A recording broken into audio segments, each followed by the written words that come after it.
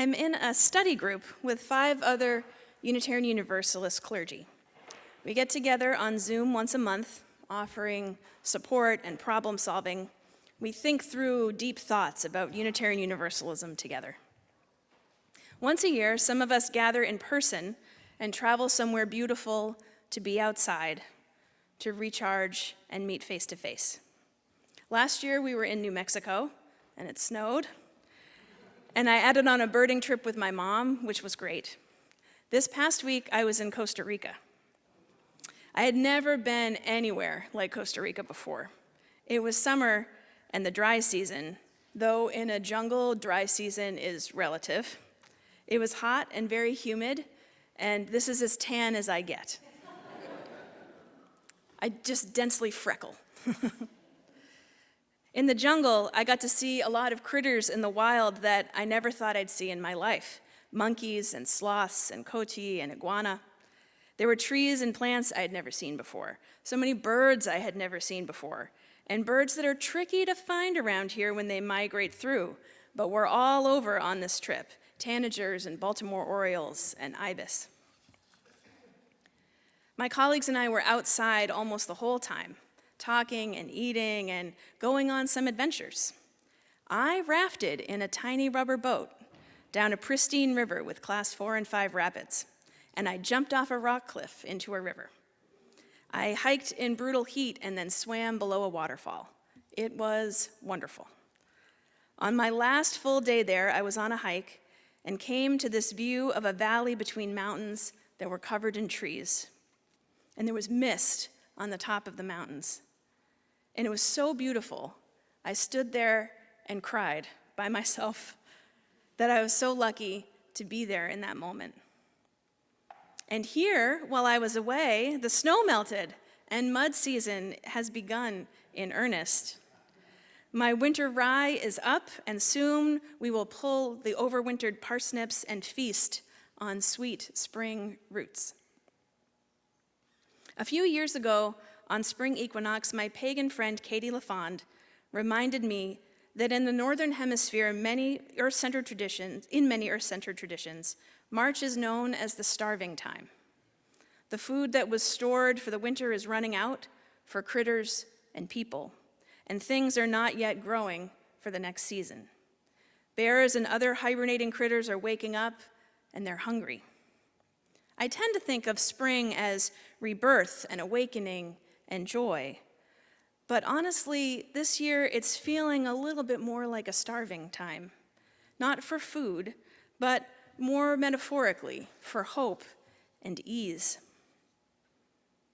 I am grateful for the privilege of living in a place that is so beautiful, and in our ability to grow food for ourselves and for the birds and animals who need it. I am grateful to get my hands outside and in the dirt, rooted in the magic that is life and growing things. As I traveled this week and stayed in a land so far and different from my home, I thought about people separated from their homelands and families by violence and loss and distance. I thought about our connection to place and how mine is so tied to the dirt and growing things on my land, the land that I take care of. The perennials in my garden are part of my family's history. I have pink lily of the valley from my great-grandmother's garden, yellow irises from my great-great-grandmother's garden, daylilies from my mom and from Lori Shaw, black raspberries and bright purple iris from my dear friend Liz.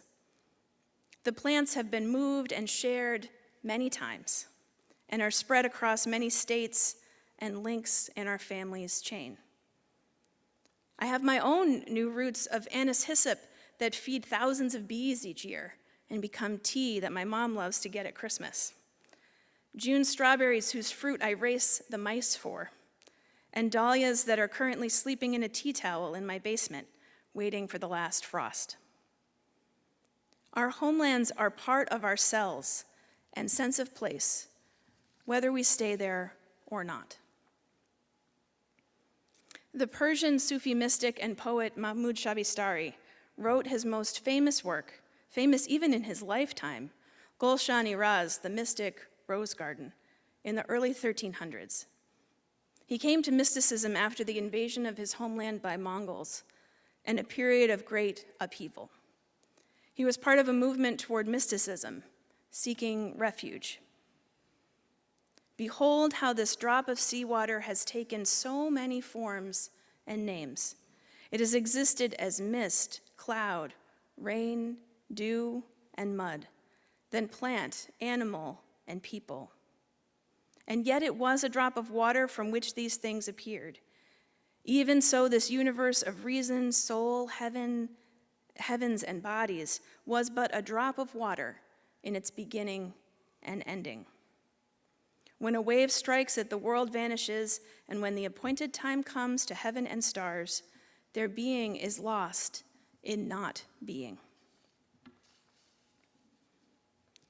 This poetry shares an understanding with Unitarian Universalism of the interconnection between all things, our interdependence with all that is.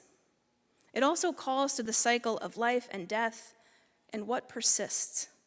This universe of reason, soul, heavens, and bodies was but a drop of water in its beginning and ending. We are in unprecedented time, and we are going to need strength and resources and each other as we move through. The sunshine and growth and coming abundance of spring can feel like Earth is inviting us into relationship with her and each other. With so much suffering in the world and our communities, it can be understandable to fall into despair. We need to name our feelings and our pain and listen to each other's stories. And then we need to do what we can for each other. There are folks in our community who had family members picked up by ICE this week.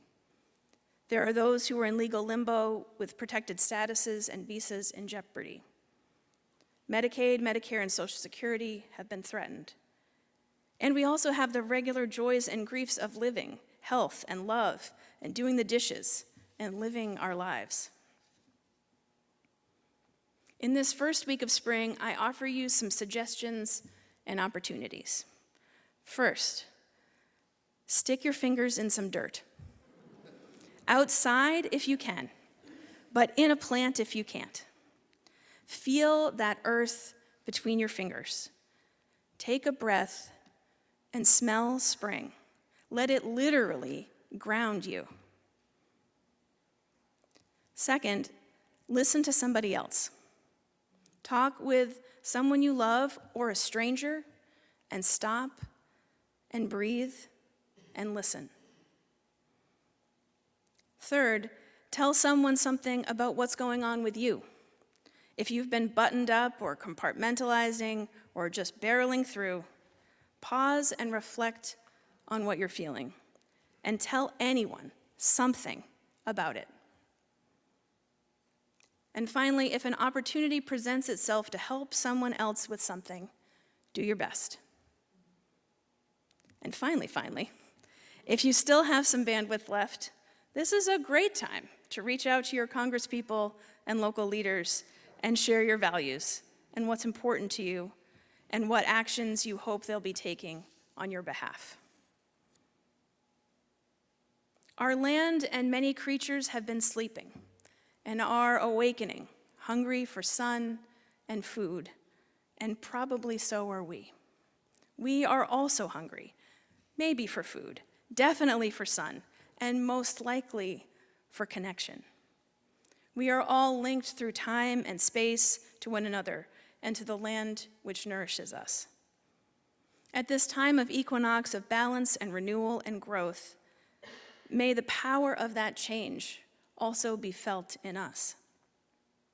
May we be supported by and responsible to the web of interconnection that holds us all. So may it be, and amen.